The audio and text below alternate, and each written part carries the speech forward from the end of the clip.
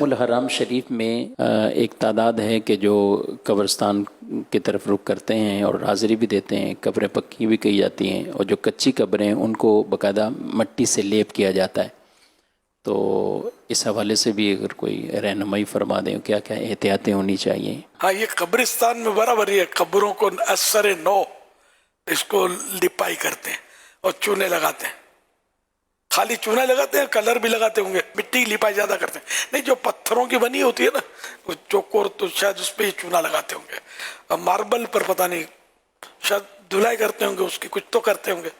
یہ قبر کی اگر مٹی منتشر ہو گئی ہے اور قبر کا نشان باقی رکھنے کی نیت سے کوئی عاشورے کے دن کرتا ہے یا پہلے کرتا ہے یا سال میں کبھی بھی کرتا ہے، اور دوسری قبروں کی بے حرمتی نہیں ہوتی، نہ پاؤں سے روندنا پڑتا ہے قبروں کو کہ پاؤں رکھ کے نہیں جانا پڑتا ہے نا، اس طرح اگر یہ احتیاط سے کرتا ہے تو حرج نہیں ہے.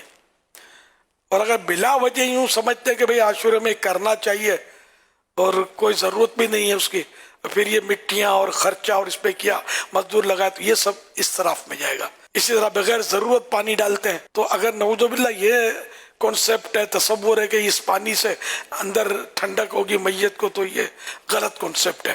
اور بلا ضرورت یہ ڈال رہے تو یہ ناجائز، ویسے ناجائز ہے بلا ضرورت ڈالنا. ہاں، مٹی منتشر نہ ہو، پھیلے نہیں، جم جائے پانی سے، اس مقصد کے لیے ڈالا تو جائز. اور تدفین کے بعد، میت کو دفن کرنے کے بعد پانی ڈالنا یہ سنت ہے. تو یہاں بھی مٹی جمانا ہی مقصود سمجھ میں آ رہا ہے کہ مٹی ابھی نئی ڈالی ہے نا تو جم جائے، قبر بن جائے. تو یہ کام جو ہے نا ان ضرورتوں کے تحت تو ہو سکتے ہیں، خواہ پیسہ ضائع کرنا یہ جائز نہیں ہے. قبر کچی ہے، اب اسے پکی کرنا چاہتے ہیں، کیا حکم ہے؟ اوپر سے اینٹوں سے ہو رہی ہے، قبر پکی کرنا اوپر سے جائز تو ہے، ویسے جائز ہے، لیکن یہ کہ اس کا فائدہ میت کو کچھ نہیں پہنچے گا. اتنی ساری ماربل، لاکھوں روپے کے ماربل لگا دیتے ہیں لوگ.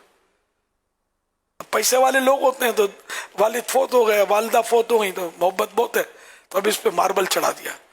ارے اللہ کے نیک بندے، اگر آپ والدہ سے محبت ہے نا تو یہ رقم جو آپ نے ماربل پہ لگائی ہے یہ والدہ کے ایصال ثواب کے لیے کسی سید زادے کو دے دو، کسی غریب سید زادے کو جس کے پاس مالی طور پر کمزور ہو. یقین مانے یہ اگر ہاتھ اٹھا دے گا نا، ان کے نانا جان آپ کا بیڑا پار کر دیں گے، آپ کی نانی کا بیڑا پار ہو جائے گا.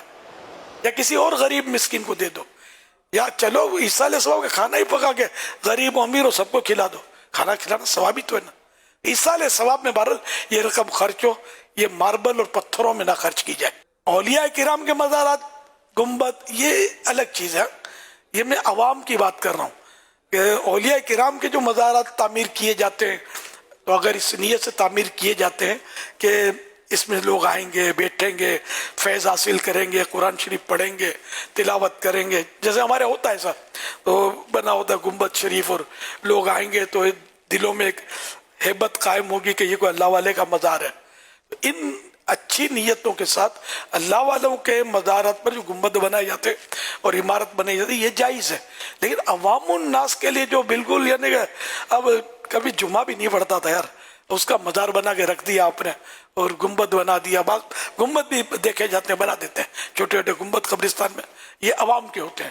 اور وہ چار دیواری، تو اگر چار دیواری بنانے کا مقصد، چھت بنانے کا مقصد یہ ہے کہ خاندان کے لوگ مثلا آئیں گے، یاسین شریف پڑھیں گے دیوار کے سائے میں، یا اس لیے بتی لگا دی کہ کوئی اندھیرا بھی ہے تو یہ ان صورتوں میں تو عوام کے لیے بھی جائز ہو جائے گی عمارت بنانا. ورنہ پھر یہ کہ اسراف ہے، فضول ہے. تو نیتوں سے بڑے احکام جو ہے نا یہ تبدیل ہوتے ہیں اور احکام مرتب ہوتے ہیں نیتوں پر. انما الاعمال بالنیات، اعمال کا دار و مدار نیتوں پر ہے.